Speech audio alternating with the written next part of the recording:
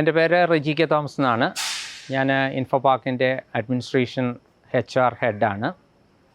ഞാൻ സ്ലാവിയ എടുക്കുന്നത് ഒക്ടോബർ 11 EVMൽ നിന്നെടുത്ത വണ്ടിയാണ്. ഞാൻ 2012 മുതൽ 2019 വരെ സ്കോഡയുടെ ലോറ ഉപയോഗിച്ചൊരു ആളാണ്. അത് സ്കോഡയുടെ ഡീസൽ വേർഷനാണ് ഞാൻ യൂസ് ചെയ്തത്. ആ സമയത്ത് പ്രീ കോവിഡിൽ സമയത്ത് ഞാൻ വളരെയേറെ ട്രാവൽ ചെയ്യുന്നൊരു വ്യക്തിയാണ്. പ്രത്യേകിച്ച് കേരളം വിട്ടൊക്കെ പോകുന്ന സമയത്ത്, പ്രത്യേകിച്ച് നമ്മളുടെ കോയമ്പത്തൂരൊക്കെ കഴിഞ്ഞാൽ നമുക്ക് നല്ല കംഫർട്ടബിൾ സ്പീഡിൽ നമുക്ക് പോകാൻ പറ്റുമായിരുന്നു. മൈലേജ് ആണെങ്കിലും ഭയങ്കര, ഈവൻ 23 വരെ എനിക്ക് ഡീസലിൽ മൈലേജ് കിട്ടിയിട്ടുള്ള ആ വണ്ടിയാണ്. വളരെ സേഫായിട്ടും ഈവൻ നല്ല സ്പീഡ്, നമ്മളൊരു 125-30 പോയിട്ട് നമ്മളൊന്ന് ബ്രേക്ക് അപ്ലൈ ചെയ്ത് കഴിഞ്ഞാൽ വളരെ പെർഫെക്റ്റായിട്ട് നമുക്ക് വണ്ടി സ്റ്റോപ്പ് ചെയ്യാൻ പറ്റുന്നവരുണ്ട്. ഒരു വൈബ്രേഷനോ അല്ലെങ്കിൽ സ്കിഡിങ്ങോ ഇല്ലാത്ത രീതിയിൽ അത്ര പെർഫെക്റ്റ് ആയിട്ടുള്ളൊരു വണ്ടിയായിരുന്നു എനിക്ക് സ്കോഡ ലോറ എന്ന് പറയുന്നത്. ലോറന് ശേഷം ഞാൻ വാങ്ങുന്നത് നിസാൻ്റെ കിക്സാണ് ഞാൻ വാങ്ങുന്നത്. നിസാൻ്റെ ഡ്രൈവിംഗ് പാർട്ട് കംഫർട്ടബിളാണ്, പ്രോബ്ലമൊന്നുമില്ല.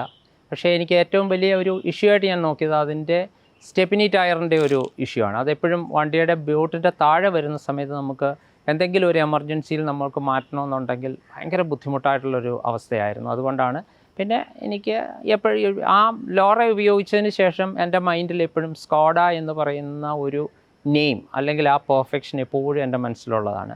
അതുകൊണ്ട് തന്നെയാണ് ഞാൻ എൻ്റെ കിക്സ് വിറ്റിട്ടും ലാവിയയിലേക്ക് വരാൻ കാരണമായത്. സ്കോഡയുടെ സെഡാനിലേക്ക്, ഒരു SUVയിൽ നിന്ന് സെഡാനിലേക്ക് ഞാൻ പോകാനുള്ള മെയിൻ കാരണം എന്ന് പറഞ്ഞാൽ എനിക്കതിൻ്റെ ആ എയറോഡൈനാമിക് ഫീച്ചർ എനിക്ക് ഭയങ്കര ഒരു ഇൻട്രസ്റ്റഡ് ആണ്. എന്ന് വെച്ചാൽ ആ ലോറയുടെ ആ എയറോഡൈനാമിക് തന്നെയാണ്.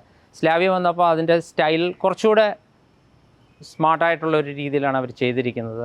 വളരെ കംഫർട്ടബിളാണ്.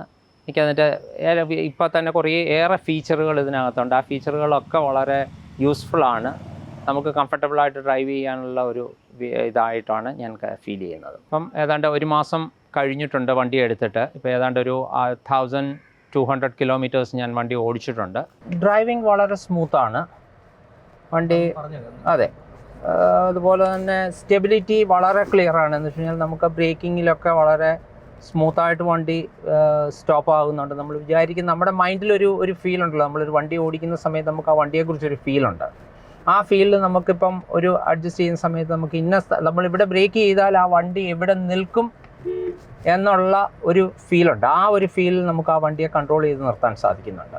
അത് വലിയൊരു പെർഫെക്റ്റ് ആയിട്ടുള്ളൊരു സംഗതിയാണ്. അല്ല, വണ്ടിക്ക് നമ്മൾ ഇച്ചിരി സ്പീഡിൽ പോകുന്ന സമയത്ത് ഇത് ബ്രേക്ക് ചെയ്താലും വണ്ടി സ്കിഡ് ആകുന്നില്ല എന്നുള്ളതൊരു വലിയ കംഫർട്ടാണ്. പക്ഷേ അത് ആ വണ്ടിയുടെ, എനിക്ക് തോന്നുന്നു അതിൻ്റെ വെയിറ്റും ബോഡി ഫീച്ചറും എല്ലാം കൊണ്ട് ഉള്ളൊരു ഫീലാണത്. മറ്റുള്ള വണ്ടികളിലൊക്കെ സീറ്റ് അഡ്ജസ്റ്റ്മെൻറ്റൊക്കെ ഇപ്പം ഇലക്ട്രോണിക്കലി ആയി കഴിഞ്ഞാൽ കുറച്ചുകൂടെ സ്മൂത്തായിട്ട് വന്നിട്ടുണ്ട്. ഇൻഫോർടൈൻ സിസ്റ്റം വളരെ പെർഫെക്റ്റ് ആണ്. ആ ഒരു ലെവലിൽ പോകാൻ കഴിവുള്ളവരാണെന്നുണ്ടെങ്കിൽ തീർച്ചയായിട്ടും റെക്കമെൻഡബിൾ തന്നെയാണ്. അല്ല, മാരുതിയിൽ പോകുന്നവനാണെങ്കിൽ അവനെ സംബന്ധിച്ചിടത്തോളം അവൻ അതിൽ പോകില്ല. പക്ഷേ അല്ല, കംഫർട്ടബിളായിട്ട് ഇച്ചിരിയും കൂടെ സ്പെൻഡ് ചെയ്യാനും ഒരു വണ്ടിയുടെ ഒരു ബ്രാൻഡിനെ കുറിച്ചും അതിൻ്റെ കംഫർട്ടിനെ കുറിച്ചും കെയർ ചെയ്യുന്നൊരു വ്യക്തിയാണെന്നുണ്ടെങ്കിൽ definitely we can recommend Skoda.